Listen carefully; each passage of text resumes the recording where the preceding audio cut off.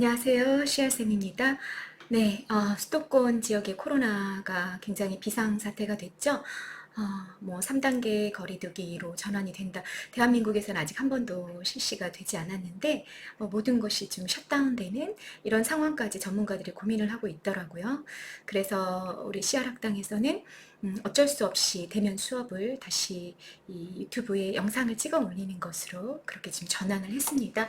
여러분, 온라인 수업 굉장히 힘들어요. 알고 있죠? 여러분들이 화면을 보고 있다 보면 딴 생각도 많이 들고 사실은 집중해서 따라오기가 참 힘든 구조죠.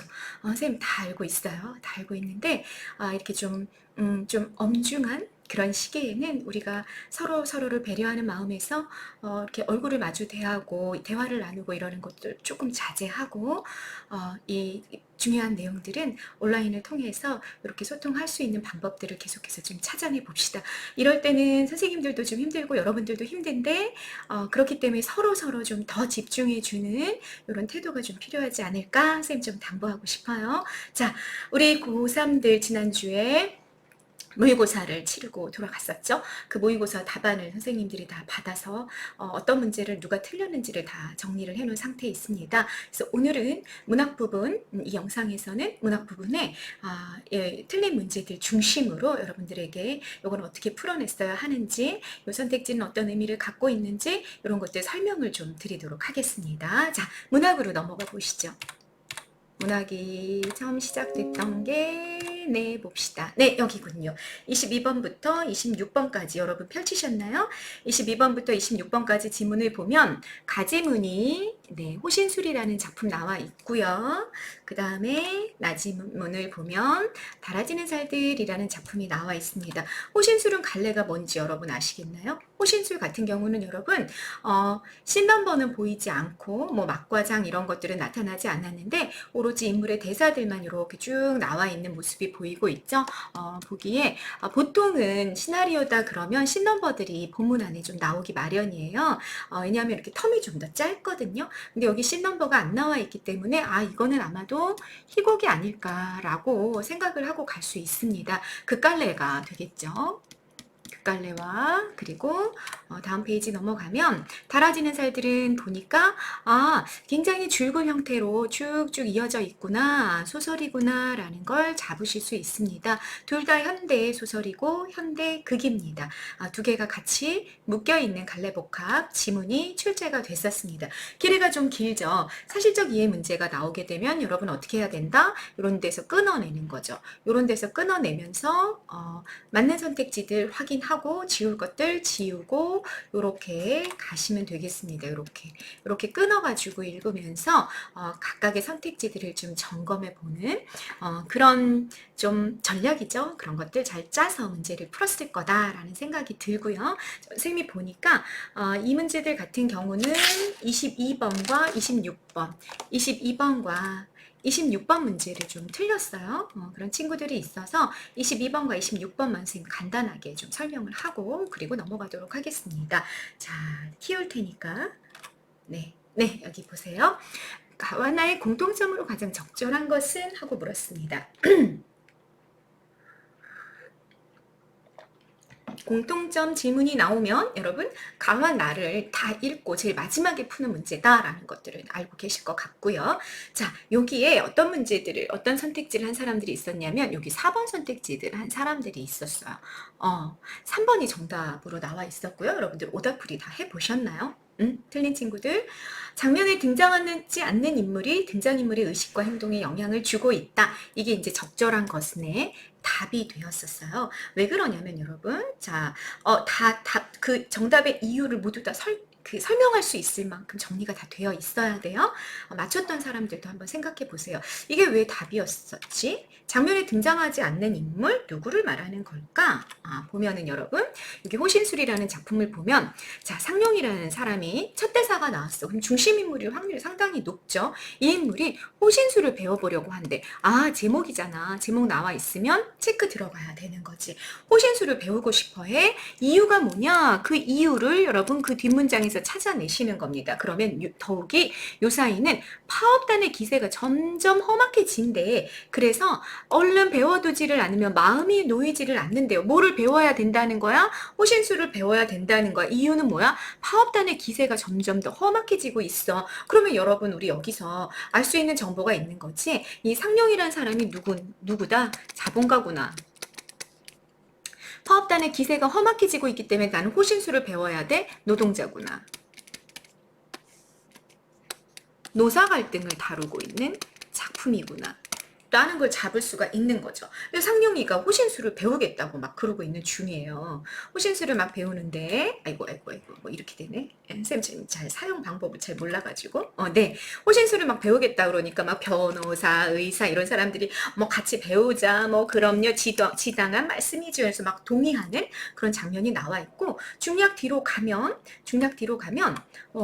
막 춘보라는 인물이 창을 활짝 열어놓으니까 상룡이가 아서 꼭 닫아 이놈아 틈으로만 내다 막 꾸짖는 거죠. 그러니까 춘보가 파업단이 쳐들어옵니까? 라고 물어보고 아이 호신술만 쓰면 되는데 뭐가 걱정해. 조금 약간 이렇게 좀 어리석은 그런 인물인 거지. 파업단이 확 몰려왔을 때 자기가 호신술 배워둔 거 쓰면 다 된대. 선생님 아들 생각나는 선생님 아들이 뭐 5살 때 4살 때 그런 말 했었거든요. 야 문단속 잘해야 돼. 그리고 엄마가 없을 때 문 열어주지 마. 문 열어줘서 혹시라도 낯선 사람이 들어오면 안 되잖아. 그러면 4살 5살짜리 아이가 뭐라 그랬냐면 엄마 걱정하지 마. 나 태권도 배우고 있으니까 내가 태권도로 그 아저씨를 빵 차면 다 무찌를 수 있어. 이렇게 얘기했단 말이야. 그 말이랑 똑같은 말인 거지. 춘보의 이 말은 파업단이 쳐들어오는데 자기 호신술 배웠으니까 괜찮다 이런 얘기 하고 있잖아요. 그 어리석은 인물이 나오고 있단 말이야. 그리고 이 어리석은 인물을 통해서 뭐가 더 풍자가 되냐면 상령의 부정적인 모습이 더 부각이 되는 거죠. 어떤 점에서 그런지 이해가 되십니까, 여러분? 생각해 보세요.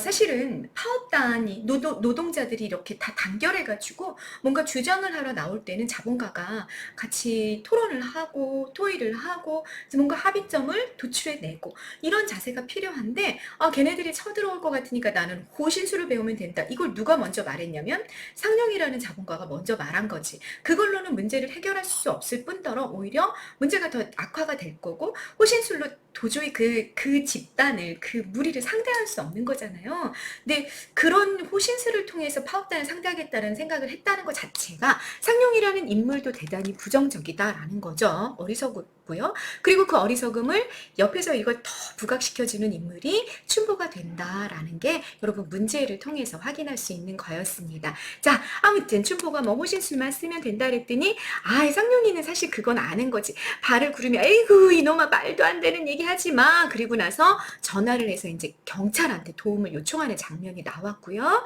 와 경관이 산더미같이 몰려옵니다. 춘보가 말하고 그럼 살았다 춘보. 아이고 영감 계집애 들 사내들 한 500명이나 옵니다. 이 500명은 누구야? 파업단이죠.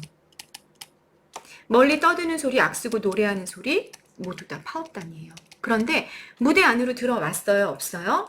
여기 무대에 없죠.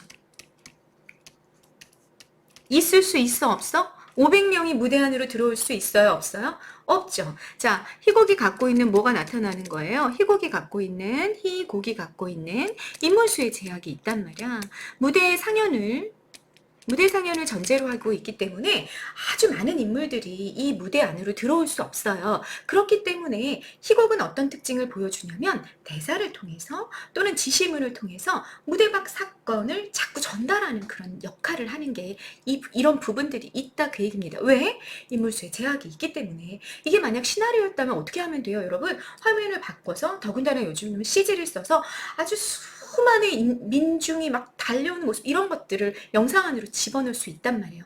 희곡은 그게 안 되니까 어떻게 그냥 무대 밖에서 막 그냥 소리가 나는 걸로 그렇게 처리를 하는 거예요. 사람들이 몰려오는 게. 그리고 뭐 무대 안에 사람이 무대 밖을 바라보면서 창 같은 곳을 통해서 바라보면서 아이고 사람들이 몰려옵니다. 이렇게 얘기하는 게 그게 이제 희곡이 갖고 있는 인물수의 제약을 해결하는 방법이 됐던 거죠. 이해되셨죠? 자, 그리고 계속 봅니다. 하인이 막 들어오면서 또 뭐래? 대문을 와서 두들깁니다. 누가? 파업단들이. 그리고 도란개가 날아와서 짱을 떼치고 뭐 이런 장면들이 계속 그려지고 있는 중이란 말이에요. 그러면 여러분 이제 보시는 거예요. 생각해 보는 거예요. 여기 뒷부분도 다 마찬가지야. 파업단이 어떻게 했습니다. 밖에 나가셨던 사모님이 어떻게 되셨습니다. 이런 얘기들이 계속 나오고 있다는 거죠.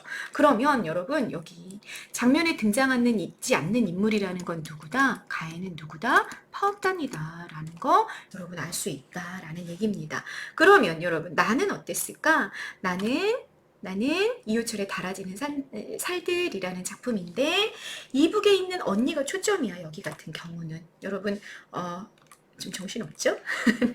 선생님도 낯설어. 이렇게 하는 게 사실은 보기를 보면 그 정보들이 나와 있긴 한데 일단 보기 안 보고 그냥 요 22번 문제를 풀기 위해서 봅시다. 이북에 있는 언니가 12시에 돌아온대. 그러한 것은 물론 찬찬하게 따져볼 성질의 것은 못 되었다. 이거 무슨 말이야? 논리적으로, 이성적으로 말도 안 돼. 어떻게 이북에 있는 언니 가족들은 모두 다 남쪽으로 내려왔단 말이야. 근데 언니만 못 내려왔어? 이북에 있는데 밤 12시에 돌아온다는 거지. 이렇게 누군가가 주장하고 있는 거야 집에서. 그런데 이건 논리적이고요 이성적으로는 말도 안 돼 라고 말하는 거야 서술자가. 그런 얘기를 하고 있죠. 그러나 어느 때부터인지 딱히 알 수 없지만 기다리기 시작을 했어. 아버지는 귀도 멀고 말도 적고 그리고 머리가 텅 비어지면서 집안 전체를 통호해 나가는 줄이 끊어졌어. 그게 누구였다는 거야? 아버지였다는 거야. 근데 아버지가 점점 정신이 이상해지는 그런 일들이 일어나는 거죠. 그래서 집안의 통제권이 다 사라져 버리는 거야. 그래서 식모가 자유로워지고 뻔뻔해지고 뭐 이런 장면들이 나오고 있단 말이야. 그리고 나서 여러분 다음 페이지를 넘어가 보면요. 다음 페이지도 좀 이렇게 올려가지고 보면 여기 중략 뒷부분 보면 순간 벽시계가 12시를 쳤단 말이지. 사람들이 거기 있던 사람들이 일제히 시계를 쳐다보고 늙은 주인을 쳐다보고 그리고 있는데 문이 열려요. 12시가 닫혔는데 식모가 나타난다고. 그리고 이상한 웃음을 띠면서 벤수에 갔었시요. 화장실에 다녀왔어요. 이렇게 얘기하는 거야. 그런 얘기를 하니까 영희가 갑자기 아버지 쪽으로 달려오면서 아버지 잡아요. 언니가 왔어요. 언니 누구 가리키면서 식모를 가리키면서 언니가 왔어. 이제 됐죠? 아버지 이제 됐죠? 이렇게 말하는 거야. 그러니까 식모가 이번에 막 소리를 내면서 웃고 뭐 그런 장면이 뒤쪽에 쭉 나오고 있단 말이에요. 그러면 여러분 문제로 갑시다. 나의 등장인물의 의식과 행동에 영향을 미치고 있는 그런 인물이 하나 나온 거야. 그런데 장면에 없어. 누가 아버지의 의식, 이 가족들의 의식을 지배하고 있었어요, 여러분. 이북에 있는 언니인 거죠. 이 두 존재가 장면에는 등장하지 않는데 장면에 있는 인물들에게 아주 강력한 영향력을 행사하고 있었다라는 걸 여러분들이 잡으실 수 있었으면 됩니다. 이런 인물들이 여러분 이런 소설이나 이런 희곡에만 나타나지 않아요. 대단히 많아요. 그렇기 때문에 이런 선택지들이 있을 수 있어 라는 걸 항상 염두에 두고 있었으면 좋겠습니다. 반면에 적절한 것에 정답이 될 수 없었던 4번 선택지 한번 보고 갑시다. 인물 간의 갈등을 다각적으로 조명하여 사건 전개의 양상을 다면화하고 있다. 여러분 다각적이라는 거 다양한 각도라는 얘기고 다면화라는 건 여러 방면이라는 뜻이고 그러면 인물과 인물이 갈등해야 돼. 근데 그걸 다양한 각도에서 보여줘서 사건이 흘러가는데 이걸 여러 방면으로 이렇게 나눠주고 있다라는 얘기야. 그럼 다시 말하자면 여러분 이렇게 나올 때는 이런 게 적용이 되려면 그 소설에서는 뭔가 초점을 맞추는 특정한 주제나 특정한 어떤 갈등이 존재할 수 있을까요? 또는 특정한 해석이 존재할 수 있을까 한번 생각해 보세요. 아니 갈등도 다양한 각도에서 A 뭐 예를 들어서 A와 B가 갈등하고 있다고 치자. 근데 A의 입장도 보여줬어. B의 입장도 보여줬어. 그리고 A의 입장에 맞춰줬을 때 사건이 어떻게 전개가 될 거고 B의 입장을 지지해줬을 때 사건이 또 어떻게 전개가 될 거고 이걸 보여주는 게 인물 간의 갈등을 다각적으로 조명해 사건 전개의 영상을 다면화했다 이런 뜻이거든요. 가능할까요? 이런 소설이? 네, 이런 희곡이 가능할까요? 거의 실험극? 여러분들이 한번 이렇게 실험적으로 써보고 싶으면 써봐도 괜찮을 것 같아요. 거의 존재하지 않는다는 거죠. 우리는 보통 대부분의 경우에 어떠냐면 특히 우리가 고등 교과 과정에서 배우는 작품들은 특정한 주제를 가지고 있어요. 작가의 의도를 감추고 있어요. 그래서 우리의 목표는 뭐냐면 이 형상화된 문학적으로 표현이 되어 있는 이 텍스트를 읽으면서 이 속에 담겨 있는 작가의 메시지가 뭔지를 정확하게 이해하는 것. 그게 수능 국어가 요구하는 겁니다. 내신 국어가 요구하는 것이기도 하고요. 그런데 여러분 생각해봐. 어떤 본문을 줬는데 이건 학생들이 아무리 봐도 모든 게 다각적으로 조명이 되고 다면화되어 있어가지고 도대체 작가의 메시지가 뭔지 알 수 없어. 이런 지문을 본문으로 주겠냐 이 얘기예요. 본문으로 주지 않는 거죠. 수능 국어가, 고등 국어가 목표로 하는 그 목표 지점과 너무나 동떨어져 있는 선택지입니다.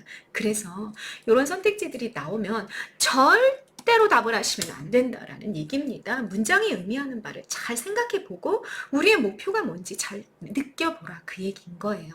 무슨 말인지 이해되셨죠? 네. 그리고 여러분 23번 보기 담장 넘어보기 기법이라는 거 요거는 희곡에선 대단히 중요한 기법이니까 여러분들이 잘 보고 가시면 되겠습니다. 어렵지 않았어요. 담장 넘어 보기 기법이라는 게 뭐구나. 무대 위에서 연기되지 않는 무대 밖의 사건이나 상황을 관객들로 하여금 짐작할 수 있게 하는 방법이구나 라는 거, 그 개념 정도만 좀 잡고 가시고요. 요 문제들은 거의 대부분 맞았기 때문에 선생님 그냥 넘어갈게요. 26번으로 넘어가서 보도록 합시다. 26번. 네, 26번. 같이 보시죠. 보기를 바탕으로 가와 나를 감상한 내용으로 적절하지 않은 것은 나왔습니다. 사실 이 지문을 접근했을 때 먼저 봤어야 되는 보기가 이 보기라는 거 여러분 알고 계실 겁니다. 가는 관객들로 하여금 여공들의 파업에 대처하는 공장주의 모습에 집중하게 함으로써 일제강점기 자본가의 탐욕을 비판하도록 했다. 자, 작가의 의도 해도 되고 중심 메시지라고 말해도 되고 주제라고 말해도 되겠다. 이게 노출됐어. 자, 중심 갈등 뭐다? 여기 나왔어. 여공들의 파업이 있고 반대쪽에 공장주가 있다. 둘의 대립을 드러낸다. 그걸 통해서 작가는 무슨 주제를 일제강점기 자본가의 탐욕을 비판하는 그런 의도와 주제를 노출했다. 그 얘기입니다. 여러분 이 보기만 사실 봐도 아까 문제 잠깐만 보면 보기만 잠깐 봐도 이거 정말 말도 안 된다라는 거 알 수 있잖아. 응? 인물 간의 갈등을 다각적으로 조명 아니야. 인물 간의 갈등 다각적으로 조명하지 않았고 이 중심 갈등을 누구에게 맞춰줬겠어요, 여러분. 긍정적인 인물들 누가 되는 거야? 여공들이 될 거고 공장주는 마이너스가 될 거야. 왜? 주제가 뭐니까? 일제강점기 자본가의 탐욕을 비판하는 거니까. 사건 전개의 양상이 다면화 이런 거 없다 그 얘기입니다. 무슨 말인지 되셨죠? 자, 어쨌든 가는 그렇게 하고 나는 독자들로 하여금 한 이상 가족의 일상에 집중하게 했대. 그럼으로써 주제 나온다 또 민족 분단의 비극을 실감하도록 유도하고 있습니다. 자, 보기에서 이렇게 주제를 주면 땡큐다라고 이야기했습니다. 중심 갈등도 나왔고요. 지금 나 작품 같은 경우는 중심 갈등이 뭔지는 안 나왔어. 안 나왔고 그냥 어떤 이상 가족과 헤어진 거지. 헤어진 가족을 두고 있는 어떤 집안이 있는데 그 집안의 일상을 이렇게 들여다보는 거야. 그럼으로써 우리는 뭘 느끼게 되냐? 민족 분단의 비극을 느끼게끔 된다 그 얘기입니다. 이를 위해 모두 특정한 제한된 어떤 공간을 중심으로 두었고요. 그리고 주변 인물들이 중심 인물에 대한 비판 의식이나 상황의 비극성을 강화하는 역할을 하게 된대. 자, 주변 인물들의 기능이 나왔습니다. 주변 인물들이 어떤 기능을 하는지 중심 인물에 대한 비판의식 아까 잠깐 설명했던 것처럼 호신술 같은 경우는 그 춘보라는 하인이 상용의 그런 비판적인 어떤 모습들 이런 걸 되게 부각하죠.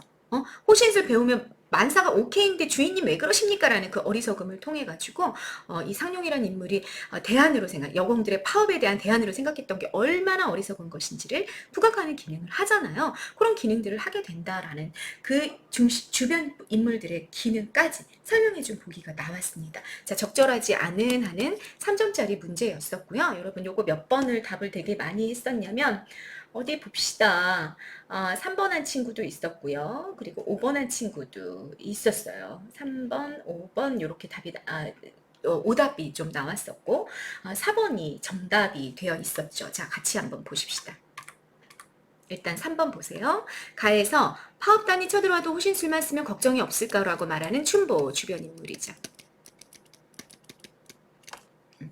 상룡의 어리석음을 환기했어. 상룡 중심 인물이죠.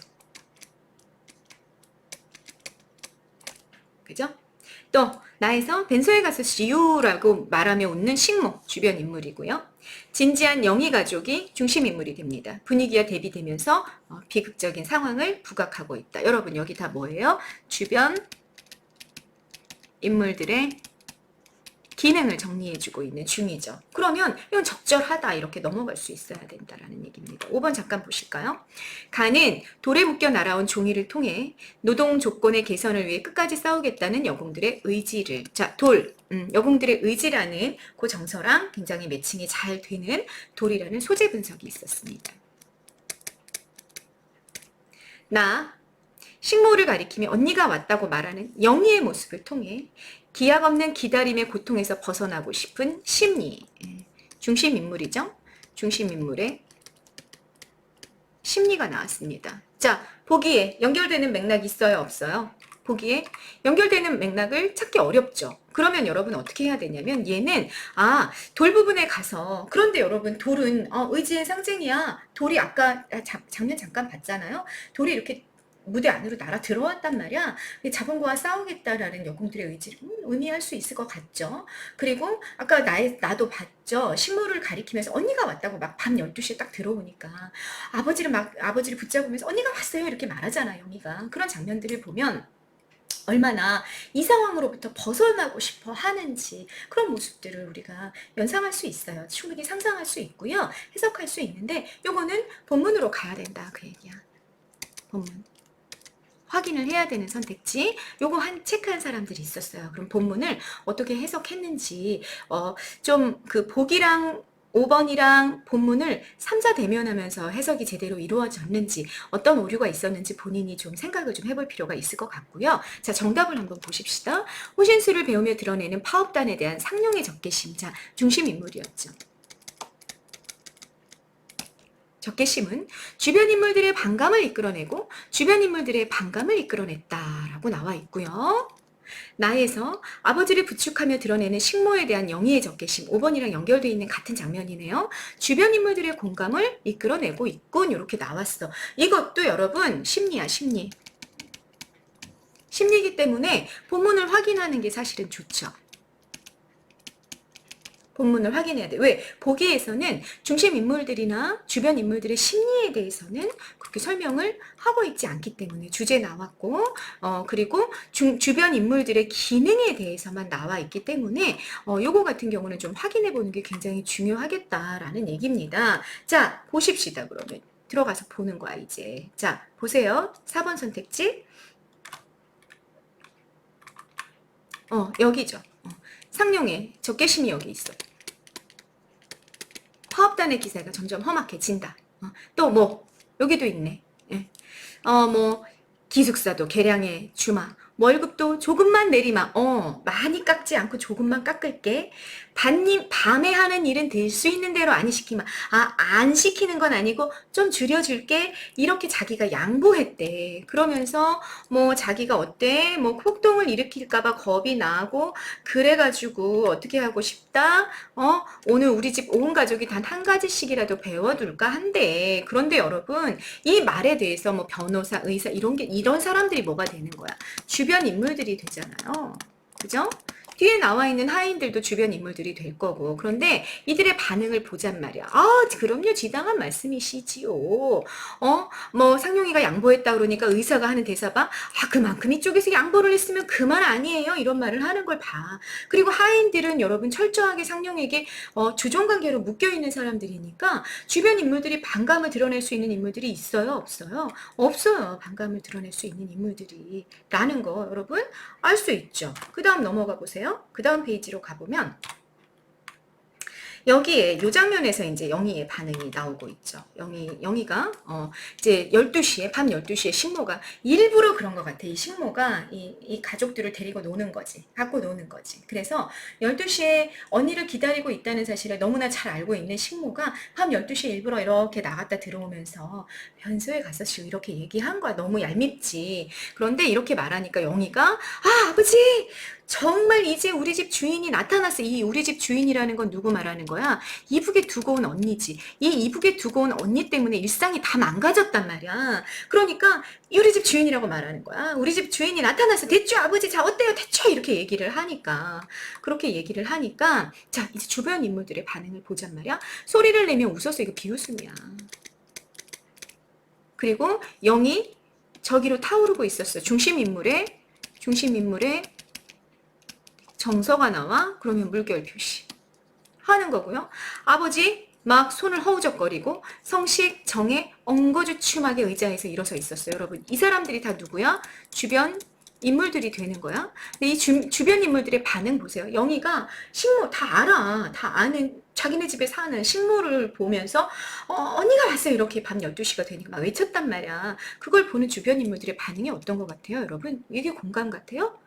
응? 공감이라면 뭐 이렇게 고개를 끄덕인다든지, 뭐 박수, 아우 잘했어, 브라보, 뭐 이런 거 아니잖아. 지금 뭐 하고 있어? 엉거주춤이게 이렇게 일어나고 있단 말이야. 이게 뭐야? 놀람. 이게 도대체 뭔 일이지? 형식이 오빠야. 그리고 신우 관계에 있는 정혜가 있고요. 놀랍고 당황스러운 거죠. 이게 도대체 무슨 상황이 벌어지고 있는 건지. 이런 정서를 드러내고 있다라는 걸 여러분들이 앞에 스토리를 연결하면서 좀 확인하실 수 있으면 참 좋겠다라는 생각이 듭니다. 그런 생각이 들고요. 여러분, 여긴 그래서 여러분 주변 인물들의 반감 가해서 안 되고, 나에서도 영희의 적개심이 공감 안 됩니다. 둘 다 안 되기 때문에 4번이 정답으로 나왔어. 정답을 맞추신 분들은요, 자기가 내가 본인이 독해를 제대로 해서 정확하게 정서를 찝어내고 정답을 맞췄는지 확인해 보시면 좋겠고요. 네, 이렇게 된 겁니다. 선생님은 어떻게 풀었냐? 선생님은 웬만하면 본문을 보지 말고 보기랑 매칭하면서 푸는 훈련들을 좀 하자, 연습을 하자 이런 얘기를 했잖아요. 선생님도 여기 3번까지 넘어갔고 4번, 5번이 좀 고민이 됐어요. 4번, 5번이 왜 고민이 됐냐면 4번, 5번은 보기 없는 내용이었기 때문이지. 그런데 선생님은 어떤 생각을 했냐면, 돌은 굉장히 견고하고 강하고 그런 거니까 뭐 의지될 수 있겠다. 보기에서 분명히 여공들이 파업을 선언했다라는 얘기가 나왔었으니까. 그리고 영이 기약 없는 기다림의 고통, 누구를 기다리는 거야? 이북에 두고 온 언니를 기다리고 있는 그런 모습을 통해서 민족 분단의 비극을 실감하게 된다. 상황의 비극성이 강화된다. 이런 얘기들이 나왔으니까 이런 심리 드러낼 수 있겠다. 굉장히 보기랑 매칭이 잘 되는 선택지인 것 같아 라고 선생님 생각을 좀 했어요.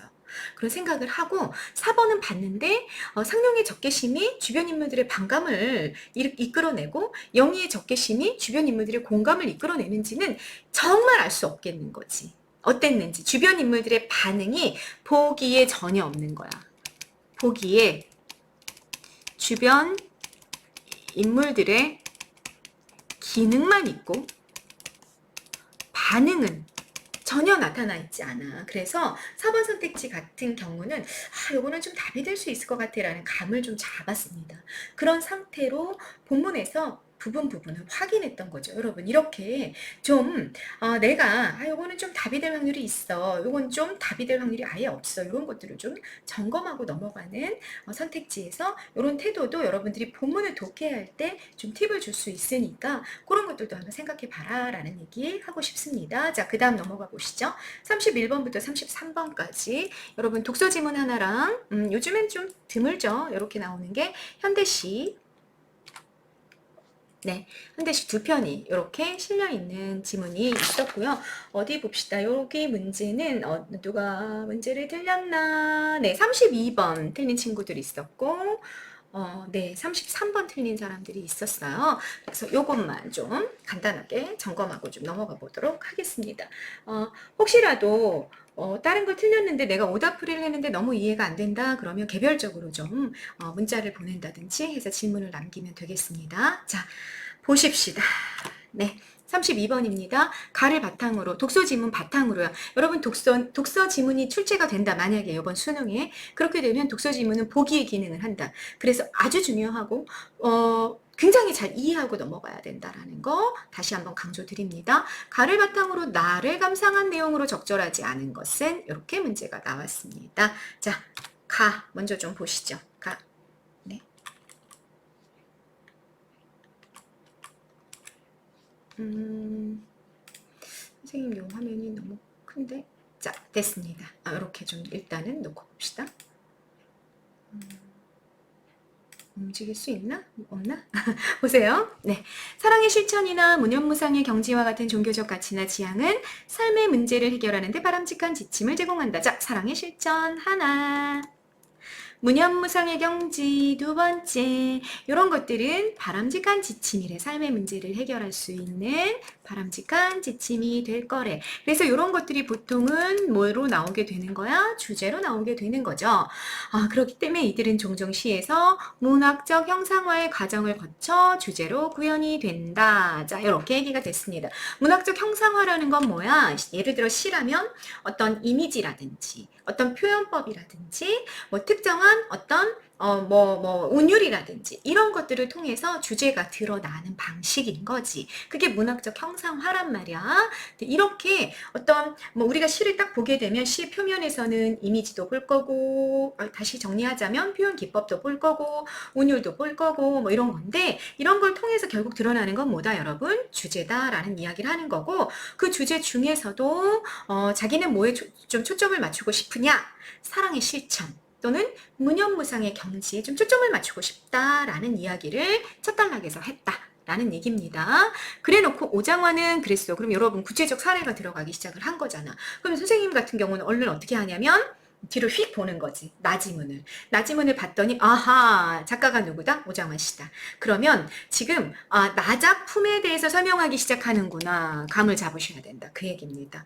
사례가 나오면 반드시 확인해라. 뒷지문을. 오장환은 예수 탄생을 기념하는 명절을 제목으로 한 성탄제에서 생명의 가치를 사냥의 잔혹성을 통해 역설적으로 형상화했다. 주제다. 그리고 이 주제는 여러분 어떻게 생각되세요? 앞에 나왔던 거랑 다시 연결한다면 사랑의 실천으로 연결이 되겠죠.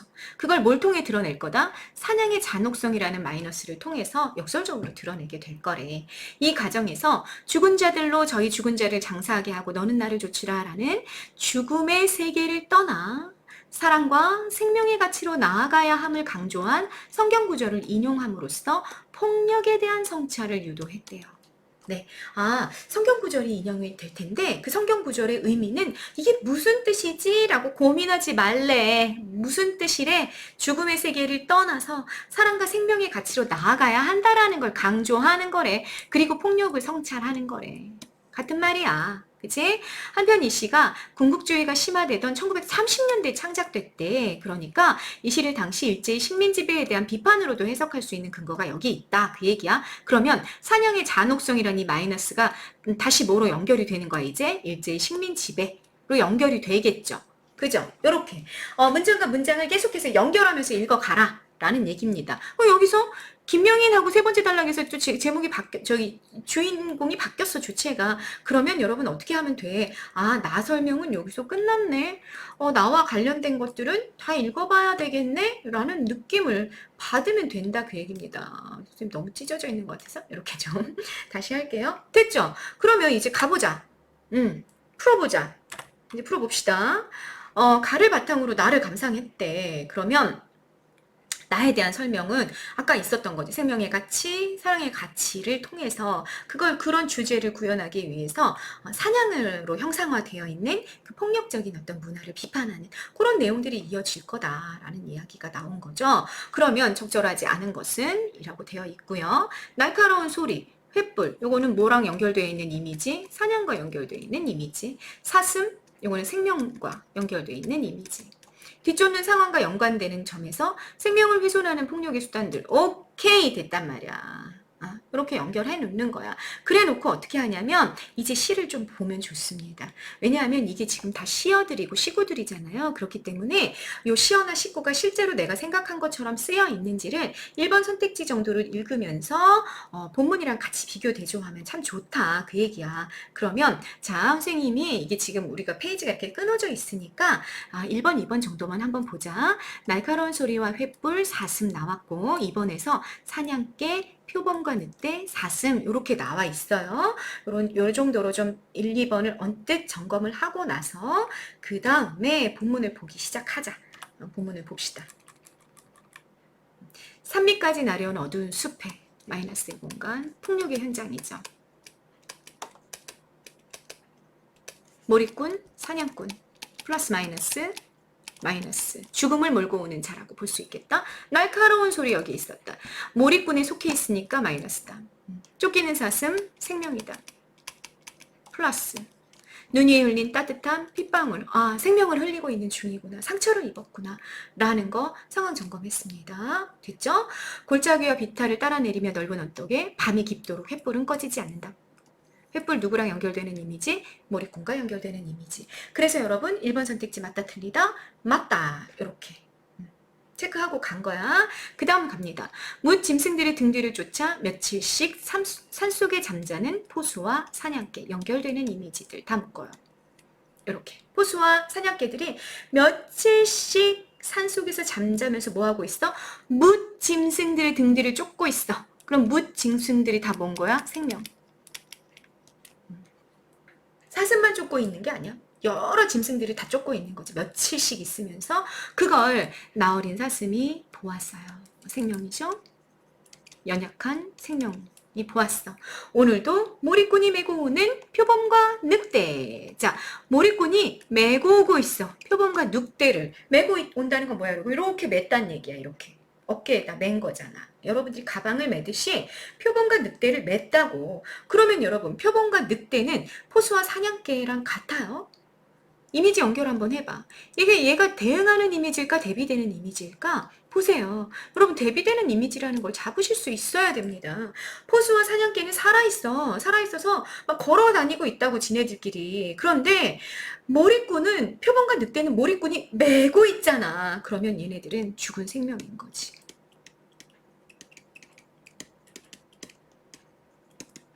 피해 입은 존재들인 거죠. 얘를 놓치면 몰입꾼이 메고 오는 이라는 이 수식을 놓치는 순간 여러분 표범과 늑대는 우리가 굉장히 편협한 우리의 선입견에 의해서 아 표범과 늑대 아 포수 사냥개랑 똑같네 이렇게 갈 수 있다 그 얘기입니다. 그렇게 가시면 안 돼요 여러분. 그러면 자 그러니까 다시 말하자면 편견 빼고 문맥 정확히 보면서 이미지 연결해라 그 얘기야. 플러스 이미지들끼리 연결하고 마이너스 이미지들끼리 연결하고 이런 작업들을 섬세하게 해야 된다라는 얘기입니다. 문제 내기 너무 좋죠. 지금 보니까 표범과 늑대 오정환 씨가 이렇게 문제를 내라고 일부러 하시지는 않았겠지만 그러나 표범과 늑대라는 우리가 보기에 굉장히 육식이잖아. 육식. 그렇기 때문에 폭력의 상징물로 보이는 그런 존재를 딱 가지고 와서 얘네들조차도 피해자로 만들어 버리는 다시 말해 아주 무자비한 사륙이 벌어지고 있는 그 현장을 인간에 의해서 그게 벌어지고 있는 그 현장을 지금 보여주고 있는 중이다라는 얘기죠. 됐죠? 그 출제자들이 이 본문을 가지고 얼마나 미소를 띄었을까? 오늘도 이 선지에 걸릴 누군가가 있겠군 뭐 이런 생각하지 않았겠어요? 그죠? 이 문제를 틀린 사람들은 그 선지 그 정확하게 걸린 겁니다. 자, 2번 선택지입니다. 2번 선택지. 2번 선택지를 이제 보면요. 이걸 어떻게 줄인다고 원장님이 얘기해 주셨는데 기억이 안 나네요.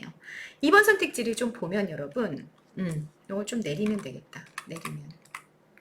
2번 선택지를 보면 사냥개와 같이 표범과 늑대는 이렇게 나왔어. 사슴을 위협하는 안 돼. 표범과 늑대는 사슴이랑 같아. 이미지가 연결이 되는 게. 사냥개는 포수와 함께 있었잖아. 그래서 이렇게 연결이 되어 있고 이렇게 나눠서 얘네들이 마이너스, 얘네들이 플러스로 이렇게 연결이 되어 있는 거야. 그래서 선생님 다시 한번 강조합니다. 어떻게 해야 된다? 편견을 배제하고 문맥을 잘 읽으면서 이미지와 이미지의 연결을 섬세하게 해야 한다라는 거 다시 한번 강조합니다. 됐죠? 네. 요거 말고 또 했던 선택지? 네. 나머지 선택지들은 여러분들이 한번 보시면 좋겠습니다. 그 다음 33번으로 넘어가 봅시다. 가를 바탕으로 이번에는 다를 이해한 내용으로 적절하지 않은 것은 하고 나왔습니다. 자, 가를 바탕으로 하라 그랬으니까 우리 또 어떻게 해야 돼? 가 읽어야 돼. 가를 한번 읽어보자. 가를 이렇게 되는 거구나. 이렇게 줄일 수 있구나. 네. 보시죠. 한 번 더 내려갑시다. 자, 나예요. 김명희는 모감주나무 열매의 씨가 염주의 재료, 염주라는 건 불교잖아, 불교. 염주하면 플러스가 될 것 같다, 그치? 염주의 재료임에 착안하여 가을에서 현실의 번뇌가 있어, 마이너스의 상황이 있어, 마이너스의 상황이 있고, 이로부터 벗어나 무념무상의 경지로 나아가는 과정을 가을이라는 계절과 나무들의 모습을 통해 형상화했대. 이게 이제 문학적 형상화일 거고, 요게 주제다. 그치? 앞에 첫 단락에서 얘기했습니다. 현실에 번뇌가 있고, 고통스러움이야, 고통스러움. 고통스러움이 있고, 이거로부터 싹 벗어나는 무념무상의 경지로 나아가는 과정. 다시 말해, 플러스를 향해 가는 과정을 가을이라는 계절이랑 나무들의 모습을 통해 형상화했대요. 이때의 나무들은 그러니까 가을 나무들이겠지. 가을 나무들. 를 통해 무념무상의 경지를 보여주고 있을 거래. 그래서 뭐 염주가 뭐 번뇌가 사라지면서 무념무상의 경지에 이를 수 있다는 생각을 담고 있대요. 자, 그래서 염주가 플러스다라는 것도 확정을 해줬고요. 그럼 여러분, 가을이라는 계절과 나무들은 다 뭐야? 무념무상의 경지를 향해 나아가는 대상들이잖아. 그러니까 가을이라는 계절 플러스 가을의 나무들도 플러스 이렇게 잡아라 그 얘기야. 가에서 그렇게 잡은 상태로 본문 독해가 시작이 되는 겁니다. 그렇게 본문 독해를 해야 시어의 의미들을 잘 잡아낼 수 있게 된다라는 얘기입니다. 자, 1번 선택지. 잎사귀들이여 너덜너덜 낡아서라는 의태어 너덜너덜 나왔다. 나와 대비되는 가을나무의 모습을 형상화했어. 가을나무의 모습 너덜너덜 낡은 모습으로 형상화가 되어 있는 거지. 이해되셨죠? 그러면 자, 이 너덜너덜 낡은 것은 플러스다 마이너스다? 플러스다. 나는 뭐겠어? 마이너스겠지.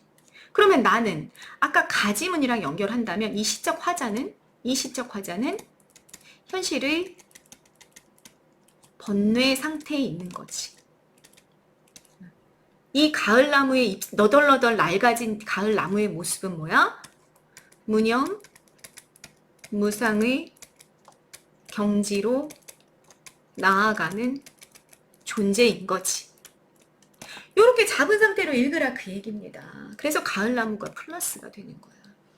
그러면 여러분 본문 아직 읽지 않아도 가를 바탕으로 다를 이해한 1번 선택지가 맞다라는 건 그대로 여러분 연결이 되는 그런 선택지다라는 걸 잡을 수 있다 그 얘기입니다. 됐죠? 그 다음 초록 귀때기와 퍼런 잎새들의 생생한 바람소리는 번민하고 있는 나의 내면을 비유적으로 표현하고 있다. 여러분 생각해 보는 거야. 나는 아까 봤어. 가을나무랑 대비되는 존재니까 가랑 연결하자. 가지문이랑 연결하자면 현실의 번뇌 상태에 있는 존재다라는 걸 잡았고요. 그리고 가을 잎사귀들이 낡아서 확 떨어져 가고 있는 그 나무가 무념무상의 경지로 나아가고 있다면 반면에 초록, 퍼런 여름이죠, 여름. 여름나무야. 이 여름나무는 가을나무가 플러스이기 때문에 그걸 다 떨궈내는 게 플러스이기 때문에 아주 초록초록초록초록한 이파리를 이 달고 있는 그 나무들은 여러분 모일 수밖에 없다. 마이너스일 수밖에 없다. 이렇게 대비시키라 그 얘기입니다. 그러면 번민하고 있는 나의 내면을 드러내는 거 괜찮겠구나 이렇게 할 수 있다 그 얘기야. 응? 그러면 이 2번까지 읽었을 때 가를 바탕으로 이 시를 이해하는데 본문 아직 안 본 상태로 전혀 무리 없이 진행이 되는 거죠. 그러면 선생님은 어떻게 하냐면 3번 선택지까지 봐요. 3번 봤어요? 채색의 시간은 나가 애증의 상태에서 벗어나 궁극적으로 도달하고자 하는 마음의 상태 상징적으로 맞아요 여러분? 채색의 시간이면 색깔 있는 시간이잖아. 색이 있는 시간. 초록의 시간이야. 초록의 시간 말하자면 이 본문으로 말하자면 그러면 이 시간은 여러분 번민하는 시간이었지. 마이너스였단 말이야. 그러니까 궁극적으로 도달하고자 하는 마음의 상태는 그거는 될 수 없다라는 걸 바로잡게 되는 거죠. 본문 안 읽었어 나 김명인의 가을에라는 시 처음 봐.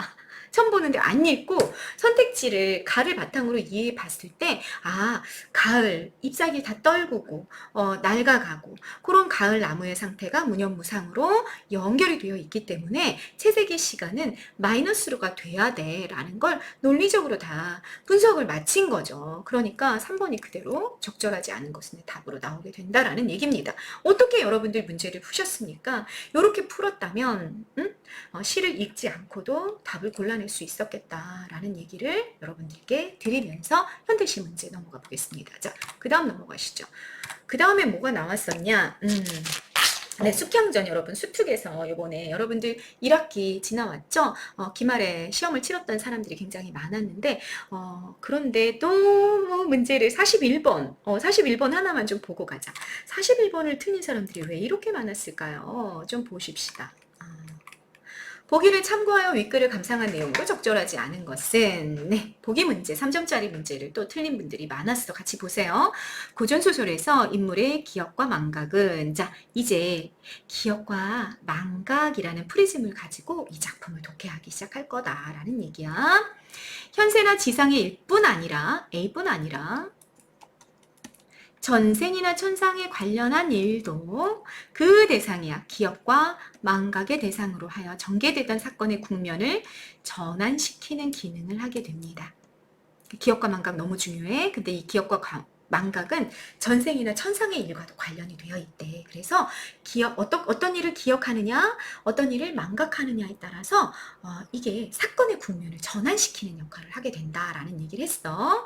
기억을 통해 인물은 자신과 현실에 대한 이해를 확장해 나가. 특히 전생이나 천상과 관련한 일에 대한 기억을 통해서 인물은 본래의 자기 정체성이나 운명을 확인함으로써 현실에 대한 대응 방식이나 태도를 변화시키기도 합니다. 뭔가를 기억하고 있으면 그게 자기 정체성이랑 연결이 되기도 하고 자기에게 부여된 어떤 운명을 확인하는 계기도 해. 그래서 내가 여기서 이 일을 그만 포기해버릴까 하는 그 순간에 그 태도를 바꾸기도 하는 거지. 만약 내가 전생에 나는 이런 인물을 띠고 이 땅에 왔어 라고 기억하게 되면 좌절이나 절망에서 벗어나는 그런 태도의 변화를 일으킬 수도 있고 그렇게 될 거다 그 얘기입니다. 반면에 망각은 단조로운 사건 전개를 방해하고 문제가 해결되는 것을 지연시키는 기능을 합니다. 뭔가를 까먹어. 어떤 내용을 까먹게 되면 그렇게 되면 어떻게 되냐면 사건이 전개가 그냥 한 번에 훅 갈 거를 단조롭게 그냥 훅 갈 거를 한 번 더 방해하는 거지. 그래가지고 문제가 해결되는 것을 지연시키고 그래서 사건이 다시 한번 조금 더 긴장감이 올라가는 그런 역할을 하게 만들어준다 망각이. 그런 얘기를 한 거예요 여러분. 이 문장이 잘 이해가 되셨나요? 그런 상태에서 여러분들이 틀렸던 선택지랑 정답만 좀 점검합시다. 정답은 5번이 나와 있었고 선택지를 1, 2, 3번을 했던 친구들 되게 많았어. 요거 했던 친구들 되게 많았고요. 5번 정답으로 나와 있습니다. 자, 5번 먼저 여러분 점검해 봅시다. 숙향이 부모의 정체를 기억하지 못했어. 다시 말해 망각했네. 이 망각한 건 하늘이 정한 성가의 결연을 지연시키고 숙향의 정체와 과거를 확인하는 데 대한 상서의 회의적 태도를 심화시키는 기능을 하고 있군. 회의적이라는 건 무슨 뜻 여러분? 의심하는 태도잖아. 의심하는 태도를 심화시키는 기능을 하고 있군. 이렇게 이야기가 됐어요. 여러분 어떻게 생각되세요? 요 선택지가 왜 보기랑 연결이 됐을 때 적절하지 않은 이렇게 체크가 됐을까를 한번 생각해 볼까요? 보세요. 망각을 했는데 이 망각이 어떤 기능을 하냐면 단조로운 사건 전개를 그냥 방해하고 문제가 해결되는 것을 지연시키는 기능을 한대. 그러니까 현실에 대한 대응 방식이나 태도를 변화시키는 기능을 하는 건 기억과 관련이 되어 있는 거고 망각은 그냥 사건 전개를 방해하거나 문제가 해결되는 것을 지연시키는 기능만 한다 그 얘기야. 그 상태에서 5번 선택지를 보라고요. 망각이야 망각. 그러면 이 뒤에 나와야 되는 내용은 뭐냐면 문제 해결이 지연이 됐다. 그러니까 하늘이 정한 선과의 결연이 지연된 거 이것까지는 괜찮다. 매칭이 잘 된다 이렇게 볼 수도 있어. 그런데 상서의 회의적인 태도를 심화시키거나 변화시키는 건 기억과 관련이 되어 있었지, 지연시키는 뭐 이런 그 망각의 기능과는 잘 연결이 되어 있지 않았어, 사건 전개가. 그래서 여러분 5번 선택지는 조금 잡혀야 돼. 보기만 읽었을 때도 무슨 말인지 아시겠어요? 그리고 이상해 하고 확인이 좀 들어가야 되는 부분이 있다라는 얘기입니다. 자, 본문 바로 확인 들어가 보죠. 여러분, 본문 확인을 해보면 어느 부분이냐면, 자, 숙향이 왔어. 이 승상에게로 왔죠. 승상 부부에게 와가지고 부인이 물어봤어. 이름이 뭐고 나이는 몇이고 생일씨를 아느냐. 이걸 물어본 이유는 뭐였냐면 여기에 있었어.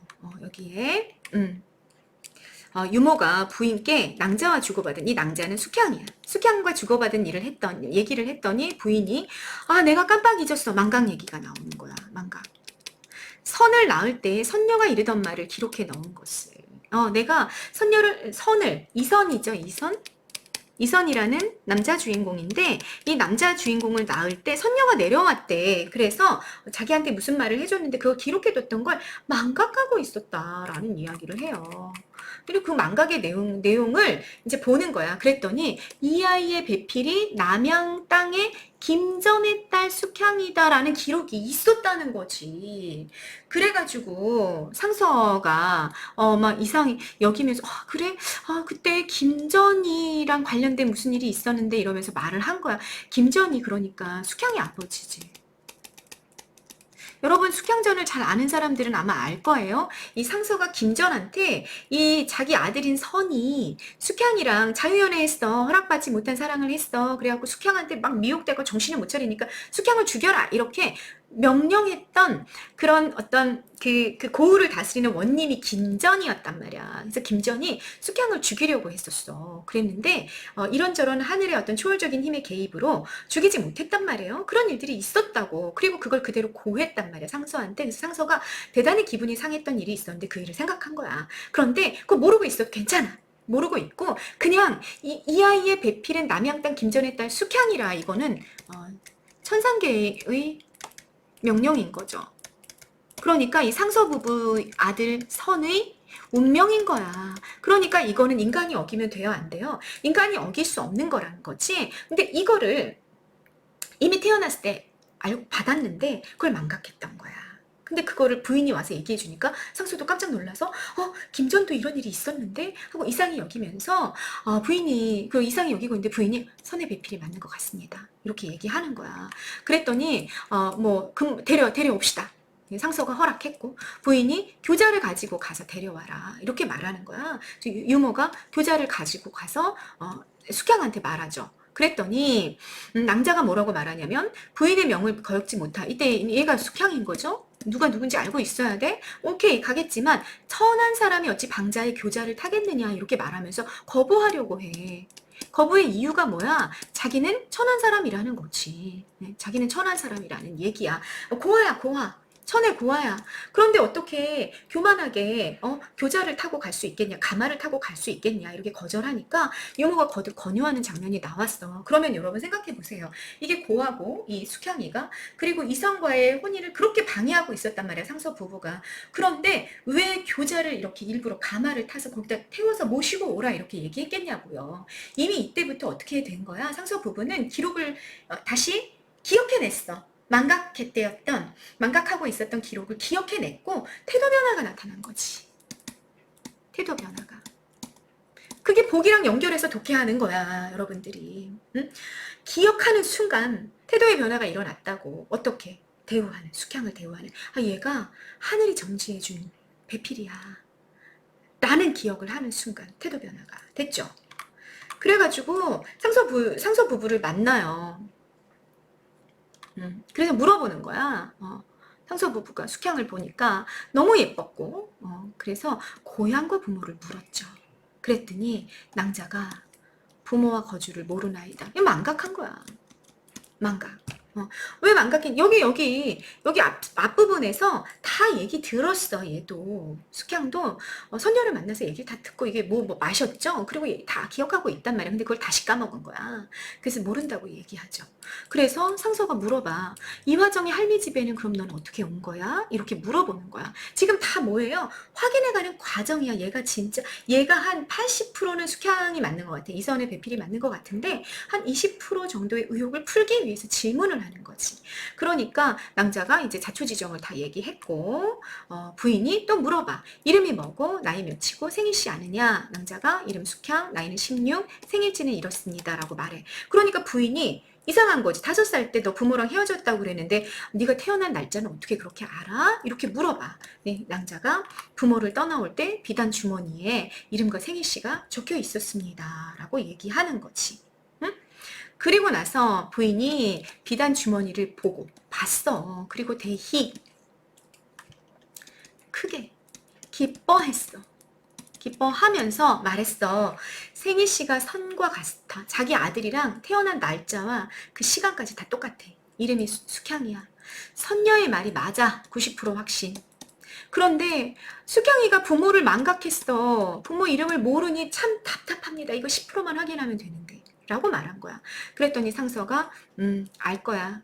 차차 알게 되겠지 하면서 선이 머물던 복룡당의 침소를 정해두었어. 여러분. 손님방에 모신 게 아니고 숙향을 선에 자기 그 정말 귀하게 키운 외동 아들 방을 이 숙향에게 준 거야. 며느리로 인정한 거지. 그죠? 그러면 여러분, 이 숙향의 망각이 있었죠? 숙향의 부모를 모른다라는 망각은 어떤 기능을 한 거야? 문제 해결을 지연하는 기능을 한 거야. 문제가 해결되는 것을 지연시키는 기능. 잠깐 늦춘 거죠. 잠깐 늦춘 거. 이해되십니까? 그렇게 복이랑 연결하는 독해를 해라 라는 요구를 선생님 계속 하는 겁니다. 됐죠? 그러면 다시 한번 확인합시다. 이제 5번. 숙향이 부모 정체를 몰랐다고. 상서 부부가 너무 궁금한 거야. 김전의 딸입니다라는 대답만 들으면 오케이, 그냥 만사 오케이. 문제 다 해결되고 소설 끝! 이렇게 돼야 된다는 거야. 근데 그거 망각한 거지. 그래서 하늘이 정한 성과의 결연이 조금 더 지연이 되면서 상서의 의심하는 태도를 심화시키지 않고요. 그냥 문제 해결을 지연하는, 그리고 단조로운 서사 진행을 방해함으로써 사건이 더 일어나게 만들어지는 거죠. 긴장감, 그리고 호기심, 이런 것들을 부각하는 독자의 긴장감과 호기심을 다시 한번 이렇게 업그레이드 시키는 그런 기능을 망각이 했다라는 얘기입니다. 그래서 뒷얘기가 잘못되는 거야. 사실 여기도 살짝 문제가 될 수 있어. 그렇게 따지면 망각의 기능이 여기서 설명이 다 돼야 되는데 하늘이 정한 성과의 결연을 지연시키는 그런 기능이라기보다는 서사의 전개, 뭐라고 나왔어? 사건 전개를 방해하는, 이렇게 좀 설명이 되는 게 훨씬 더 적합하다, 그 얘기입니다. 왜 정답인지 이제 아셨죠? 그렇게 찾아가시면 됩니다. 그러면 여러분 1번, 2번, 3번 했던 친구들은 도대체 어떻게 복이랑 연결이 되고 이게 왜 정말로 적절한 선택지인데 내가 그걸 놓쳤었는지 여러분들이 스스로 좀 독해를 좀 해보실 필요가 있겠다 라는 생각이 듭니다. 선생님 간단하게 좀 하고 넘어갑시다. 숙향이 선녀가 준 차를 마시고 자신이 적강한 존재임을 기억했어. 그건 전생에 지은 죄로 인해 현세에서의 삶에 시련이 많은 것을 암시하는 기능을 하는군. 너무 적절해. 여러분, 숙향이 적강한 존재야. 다시 말해 천상계의 죄인이야. 이 관점에서 지상계, 다시 말해 현세의 삶, 여기는 귀양지잖아. 귀양지에서 벌 받는 중이야. 그러면 현세에서 삶의 시련 당연히 많겠죠. 너무 적절한 선택지. 이건 숙향전만 그런 게 아니라 거의 대부분의 적강한 존재들이 나오는 소설에서 거의 대부분 맞는 이야기들이 되는 거야. 이해됐죠? 2번 한 사람들, 선생님이랑 같이 볼까요? 숙향이 선녀가 준 동종규를 먹고 천상의 길을 망각했어. 상서 부부와 만나는 계기가 된 자결 시도의 배경이 되어 사건 전개를 흥미롭게 해. 단조로운 사건 전개를 방해하면서 사건 전개 되게 흥미로워지는 거지. 자, 무슨 말이냐면 숙향이 천상의 일을 다 들었단 말이야. 내가 사실 선녀야. 그래서 죄를 지었는데 이 현세에서 이 죄가품이 모두 끝나면, 다시 말해 벌이 모두 다 끝나고 나면 난 해피엔딩 할 거야. 난 해피엔딩이 그냥 내 끝이야 라는 걸 까먹었단 말이야. 그러니까 자결 시도를 하게 되는 거야, 결국은. 왜 자결 시도를 하냐면, 여러분 본문 있으면 잠깐 찾아가세요. 어떻게 됐냐면 자기를 유일하게 돌봐주고 있던 마고할미가 사라졌거든. 없어졌어. 내가 어떻게 해야 될지 도저히 알 수 없는 거죠. 그래서 어떻게 했냐면 자살을 하려고 그래요. 중략 줄거리에 나오거든요. 그래서 그 자살을 하려고 그러는데 그때 마침 유머를 만나고, 이런 스토리가 돼서 결국 중략 뒤쪽에서 승상 부부를 만나게 된단 말이에요. 상서 부부를. 그렇게 되기 때문에 이거는 본문 복이랑도 매칭이 되고 본문이랑도 잘 연결이 되는 선택지가 나와 있게 되는 거죠. 자, 어떤 부분을 적절하지 않다고 느꼈는지, 내 생각의 오류가 뭐였는지 반드시 잡으셔야 됩니다. 3번. 상서 부인이 아들 선의 배필이 숙향이란 선녀의 말을 망각했잖아.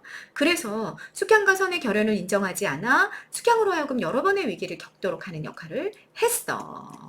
이렇게 문제가 해결되는 것을 지연시키는 기능을 망각이 계속해서 했었다. 그래서 이것도 연결이 대단히 잘 돼 있어요. 어떤 부분에 문제가 느껴졌었는지 오답을 했던 사람들 정리 잘 해놓고 가기를 바라겠습니다. 자, 이제 마지막 지문입니다. 마지막 지문만 다시 쌤이랑 점검하고 갑시다. 요거는 주로 지금 45번 문제만 주로 틀렸네요. 45번에 1번 선택지들 한 사람들이 되게 많았고요. 그 다음에 네, 그 다음은 없네요. 4번이 정답으로 나와 있는데 1번을 한 친구들이 많아서 그것만 좀 쌤이랑 확인하고 가면 되겠습니다. 여러분, 간민가, 여러분들 다들 알고 계시는 수특 지문입니다. 그리고 역시 수특 지문 나와 있죠. 사설시조 나와 있고요. 그 두 개를 비교하는데 적절한 것은 이렇게 물어봤어. 오답을 먼저 볼까요? 1번 선택지.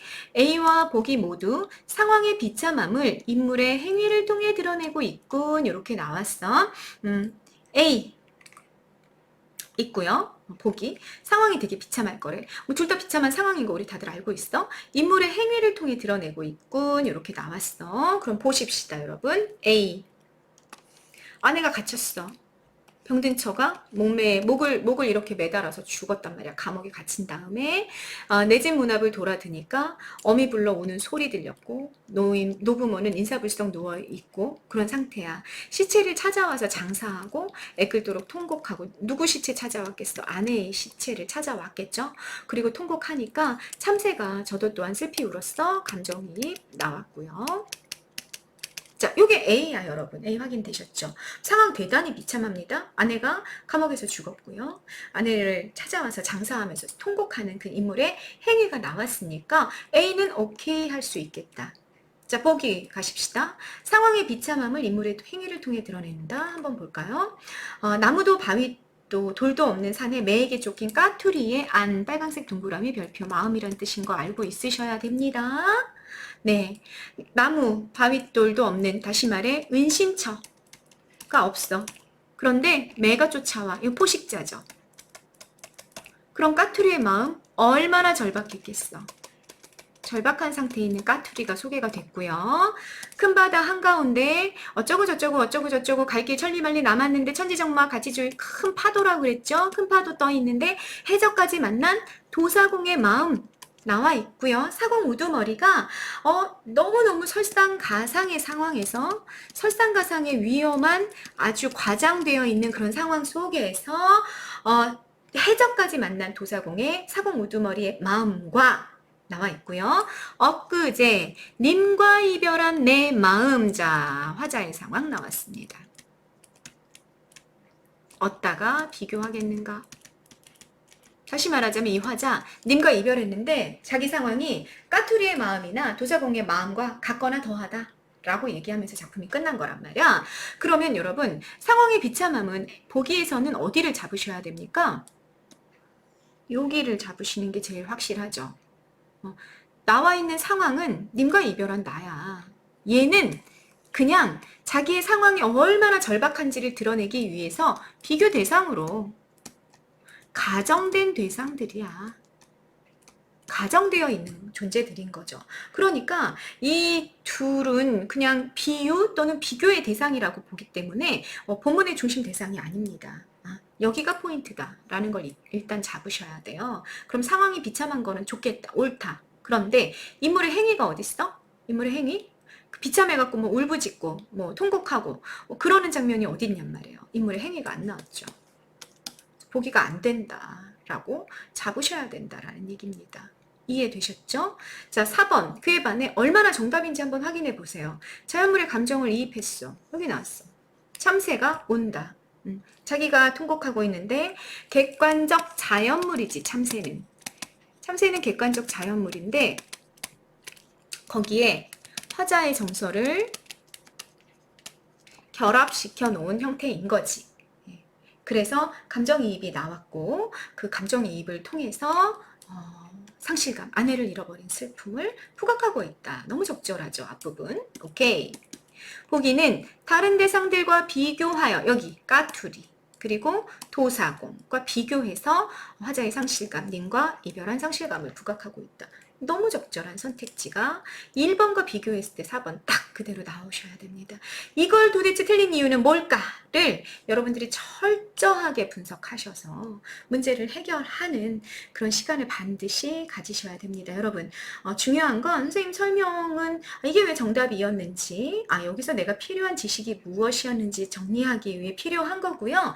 요거보다 훨씬 더 중요한 게 나는 도대체 무엇을 놓치고 있는지, 내가 문제를 풀 때 내 생각에 어떤 실수들이 자꾸자꾸 나타나고 있는지를 여러분들이 확인하고 그걸 정리하고 그것에 기반해서 전략을 짜는 것, 그게 가장 중요하다는 것을 한 번 더 선생님 강조하면서 이번 영상 여기까지 찍겠습니다. 여러분 영상으로 공부 잘 하시면서 지난번에 풀었던 모의고사에 대해서 아주 철저하고 완벽하게 이해하고 넘어가시고요.